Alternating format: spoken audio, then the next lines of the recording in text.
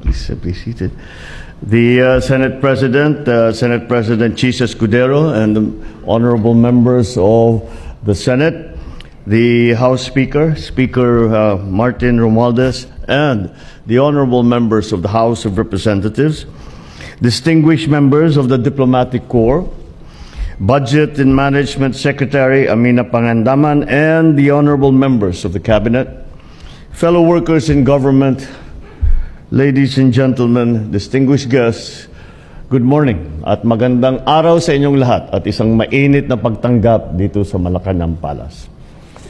As we embrace the holiday season with the joy of Christmas filling our hearts and the new year inspiring hope and new possibilities, we are reminded that it is also a time for reflection and for resolve. Just as families use this time to plan for the year ahead, so too must government dedicate ourselves to fortifying the foundation that we have laid down for a better future for the country. On this day that we honor our national hero, we enact the 2025 General Appropriations Act. And through this measure, the dreams of our heroes are realized by a nation birthed by their sacrifices. This budget reflects our collective commitment to transforming economic gains into meaningful outcomes for every Filipino. It is designed not just to address our present needs, but to sustain growth and to uplift the lives of generations that are yet to come. In the first 2 years of this administration, we focused on creating the foundation for an inclusive, sustainable, and resilient Philippines. From targeted reforms to strategic investments, we ensure that our progress is felt in the daily lives of every Filipino. Today, we build on that momentum, guided by the same precision, purpose, and unwavering determination. In my State of the Nation address last July, I called for the full cooperation of Congress to approve the budget in their usual timely manner and to adhere to the administration's proposed budget as closely as possible. With the passing of the fiscal year 2025 General Appropriations Act, the responsibility of ensuring that every centavo is spent wisely, transparently, and purposefully begins.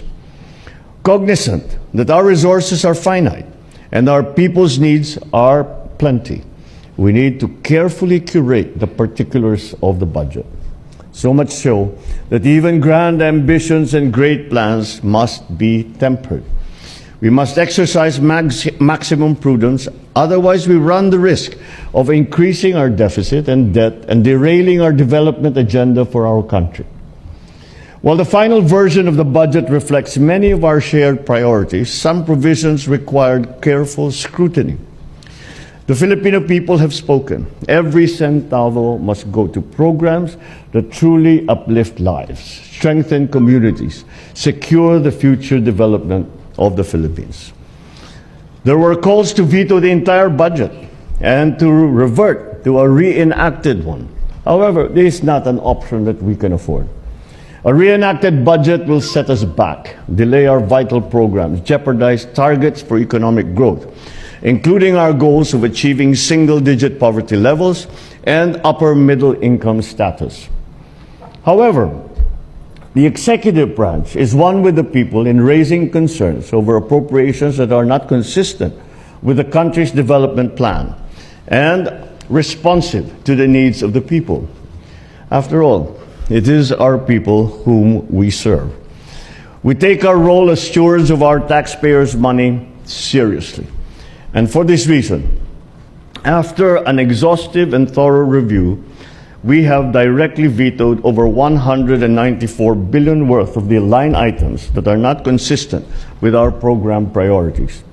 These include allocations for certain programs and projects of the Department of Public Works and Highways and those under the unprogrammed appropriations, which increased by 300%. We shall also pursue conditional implementation on certain items to ensure that the people's funds are utilized in accordance with their authorized and stated purpose.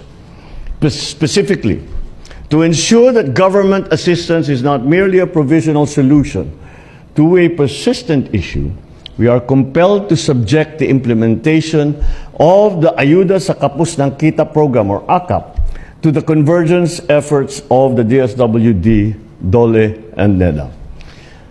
This way, we ensure that its implementation will be strategic, leading to the long-term improvement of the lives of qualified beneficiaries while guarding against misuse and duplication and fragmented benefits. This approach is anchored on a simple yet profound truth. The appropriation of public funds must not break the public trust.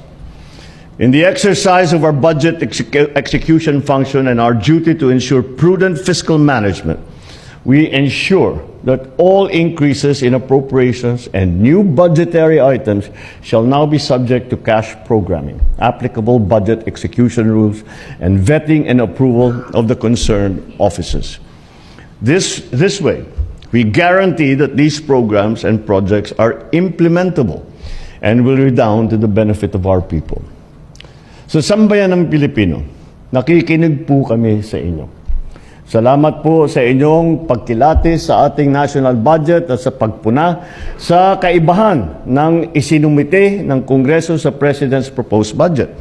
Kaya naman po, kahit Pasko, kaming lahat ay nagtrabaho upang pag-aralan ito. Ito pong ipapasang General Appropriation Act ngayon. Kasama na ang mga veto ay resulta ng aming pagdinig sa inyong tugon. Nakakaasa naman po kayo sa budget na ito. Ipapagpatuloy at papalawigin pa natin ang ating serbisyo sa inyo, alinsunod sa ating Philippine Development Plan ng 2023 to 2028. Titiyakin namin na mananatiling prioridad ang social services. Kasama na rin dyan ang edukasyon ayon sa mandato ng ating saligang batas. Pati na rin ang kalusugan. Sisikapin din po natin na ipagpatuloy at ipapagpapatupad ang ating economic services kasama ang infrastruktura at agrikultura upang mapalakas pa ang ating ekonomiya at malabanan ang kahirapan na dulot ng pagtaas ng presyo ng bilihin at kalamidad. Titiyakin namin na maipapatupad ang mga plano upang maipababa ang presyo ng pagkain, lalong-lalo na ang bigas. Itutuloy namin ang mga hakbangin upang mapunan ang kakulangan sa mga gusaling pampaaralan at ang mga computer ng mga eskwelahan. Sisiguruhin natin na tuloy-tuloy at mas lalawig pa ang mga benepisyo ng lahat ng Pilipino sa ilalim ng PhilHealth. Through this budget, we will also prioritize green investments and disaster preparedness to safeguard our environment and ensure resilience against disasters. We shall drive innovation and enhance trade and investments to create more quality jobs and to improve productivity. To sustain these efforts, we are advancing governance reforms. We shall continue to improve our systems for a more efficient, transparent, and accountable government. Through digitalization, we shall streamline services, reduce bureaucratic delays, and combat corruption. Sa aking mga kasamahan sa pamahalaan, nais kong ipaalala ang ating tungkulin sa bayan. Gamitin natin ng wasto ang pondo ng ating bayan.